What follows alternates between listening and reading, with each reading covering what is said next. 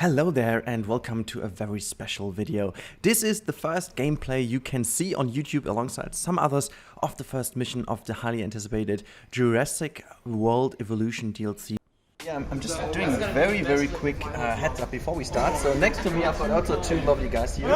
I'm quicker. He's filming from both sides. I need to do that. We'll get the clicks. No. Okay, yeah. So there's no children harmed in this video. No. But yeah, guys, I'm about to start playing the game now, which is over here.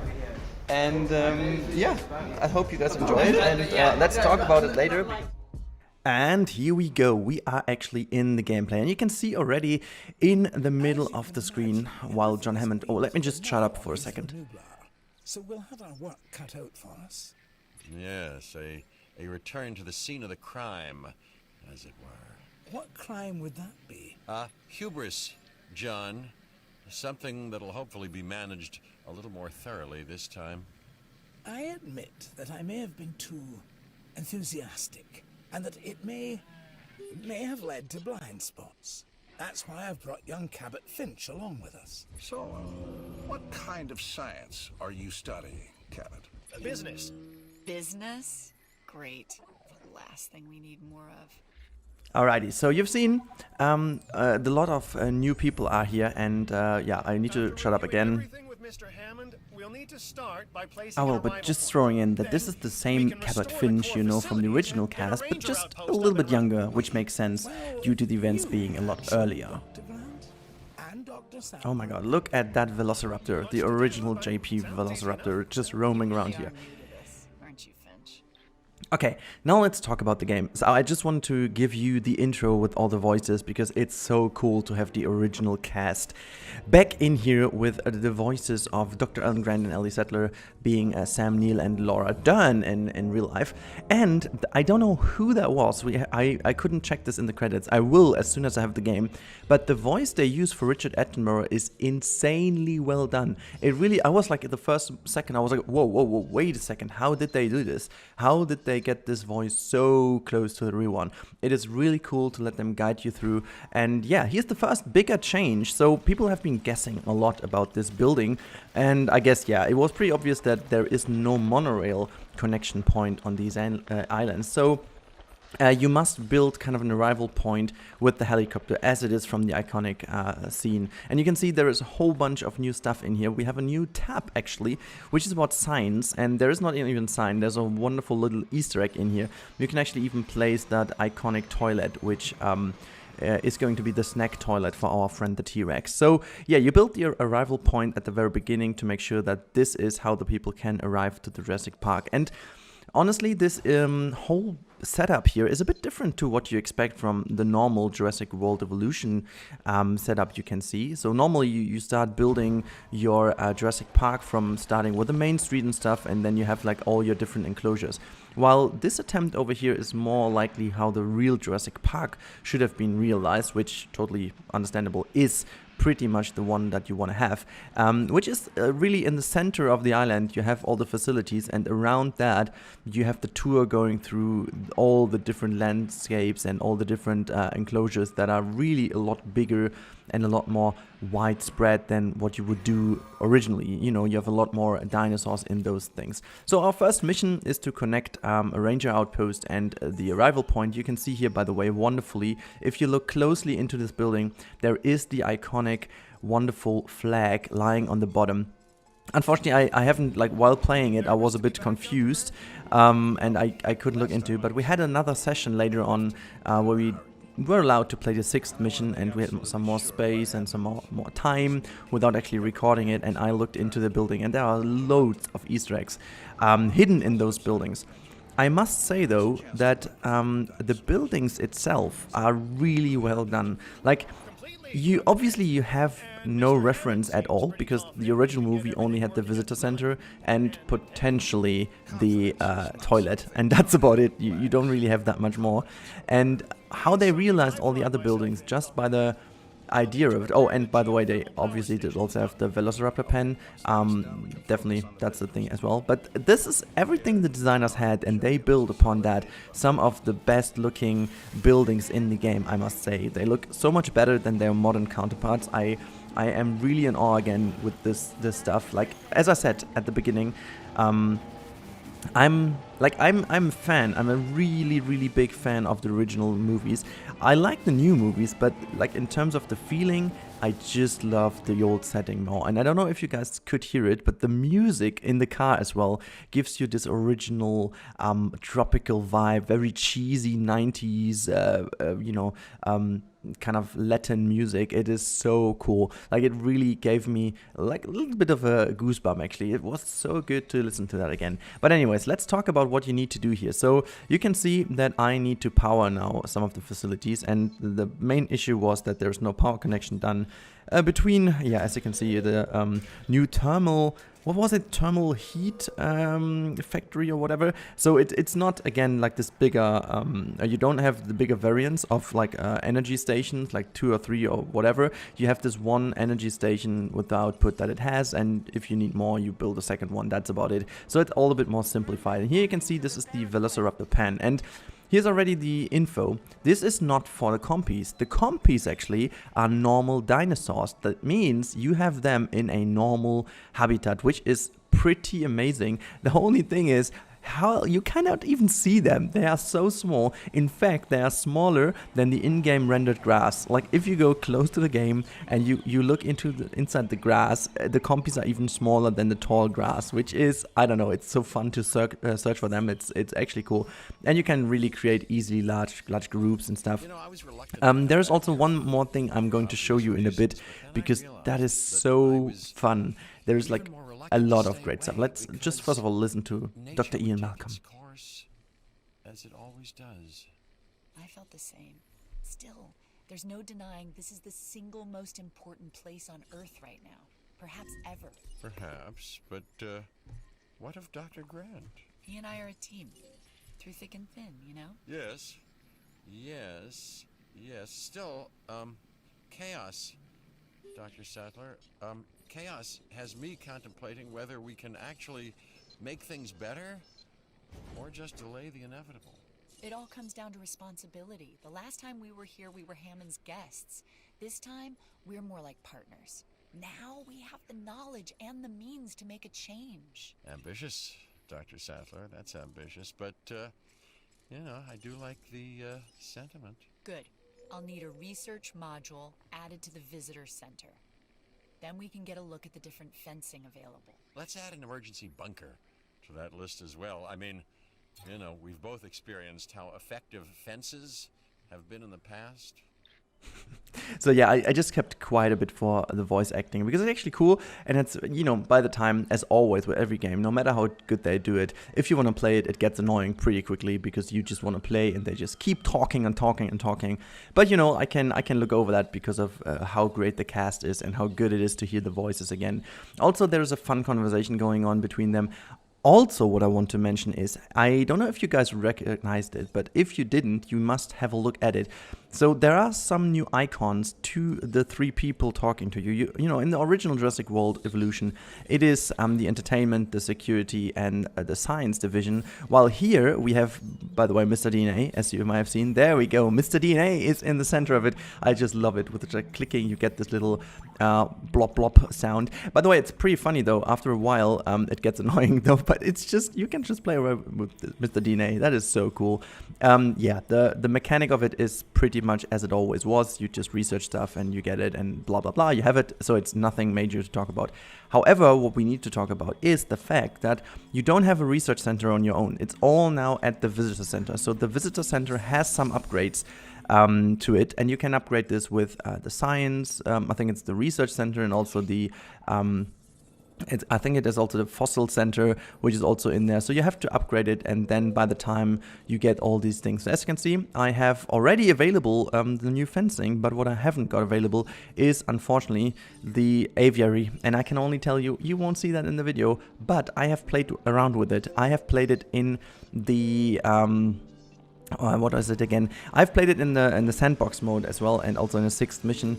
And the cool bit about this is, hell, the animation, the flying animation is so well done. Yes, it's kind of a looping animation, and yes, it's all within the aviary to get this off the table already, because that's what people ask.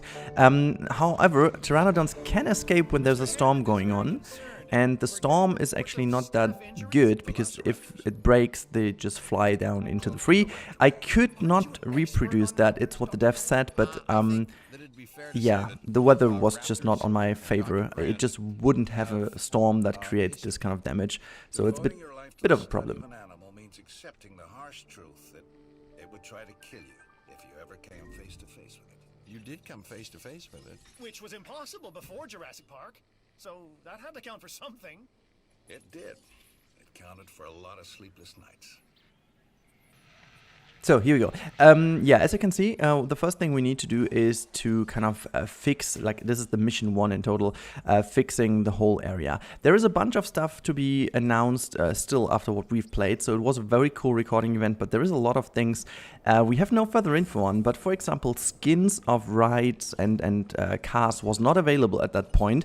However, the option was already in, so yeah. Maybe I also need to talk about the vehicles themselves, because now you don't have helicopter, you only have the ranger station, you don't have the ACU. This is what you don't have, so that means everything you do now goes from the ranger. That means also you can switch between the different target arrows that your rangers are using, so you can tranquilize them, but you can also medicate them, and the very new feature, you need to send in flares, because actually, this adds a new layer of depth in what you do with the wonderful ranger teams, because one thing you shouldn't do is just send them into carnivore exhibits, because they will, enclosures, they will definitely kick off your car. I reproduced that a few times. The damage model is so well done. You have different stages of damage, so it's not only like broken or not broken, it really has some stages, really cool looking. And you have also you have a little indicator how well your car is in its current shape. You have to make sure that you do repair it, and you can repair it on the ranger station again. So you have to think about this quite a bit, because it also costs money and these kind of things. So yeah, quite a bit of stuff that is important to do while you think about those. And yeah, it makes the whole thing feel a bit more alive, I should say, and makes the whole thing also feel more realistic, because, you know, in original Jurassic Park, you didn't have that. You didn't have ACU or whatever. So that's pretty cool how they did this. One more thing I want to add, because I saw that in the 6th mission, and it's so cool. Actually, it took me like 10 minutes to realize how the hell I'm going to hatch dinosaurs, because I couldn't find the hatchery.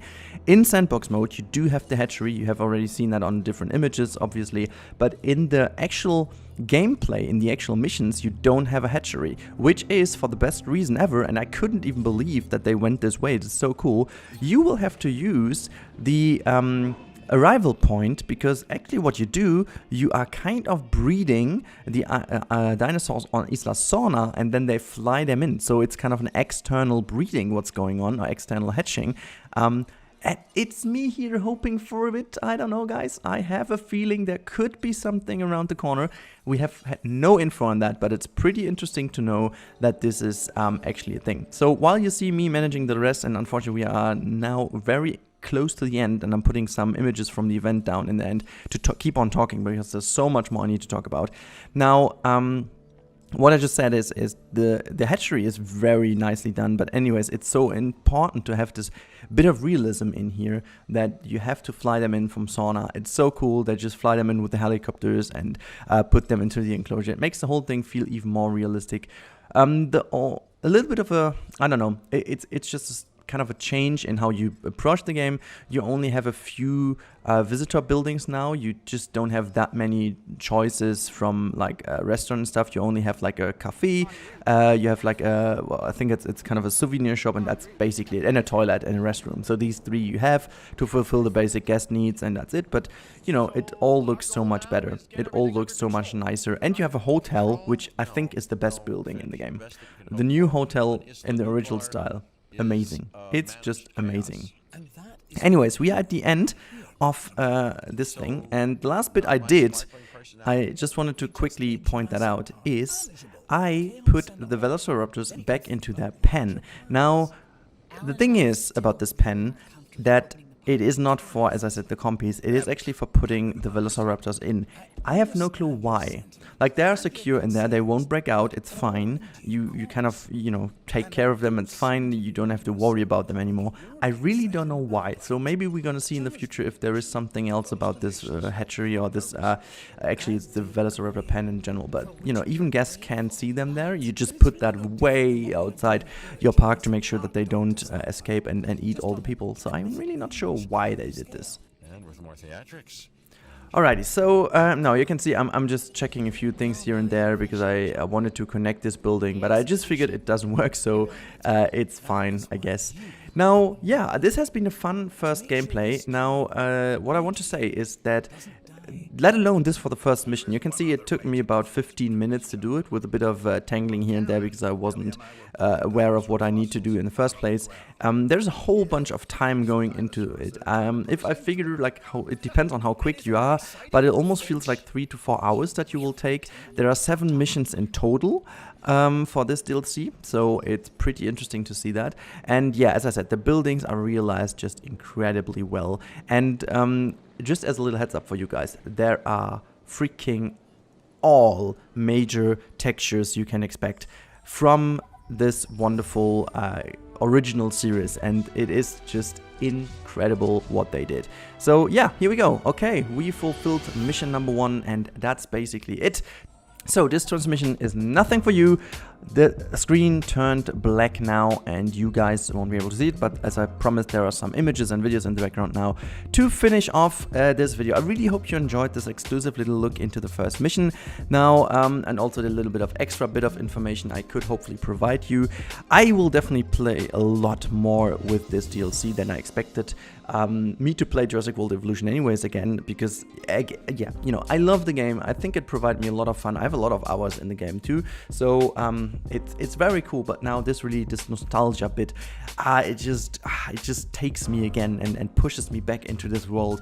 And with all the new skins I was about to talk about, you have the original Jurassic Park T-Rex skin, you have the Jurassic Park 1997 T-Rex skin, then you have the Jurassic Park 3 T-Rex skin in 2 variants. I'm not going to talk about exactly, you might want to find this out yourself. There's a good reason why they have 2 skins actually. Pretty cool that they even thought of that. You have all the major velociraptor skins and models. It's not only about the skins, they have different models for the first, the second, and even the third movie. And hell, let me tell you, the Jurassic Park 3 velociraptor, I feel like many people have this as their favorite, and it looks so great. Like, the model they did for them is inch perfect. It's so good. It's just wonderful. You even have these little, not even feathers, like the feather-like things on the head. So very, very nicely done. But there are also a whole bunch of other dinosaurs. You have the Stegosaurus, the Triceratops, the Brachiosaurus. All these have different wonderfully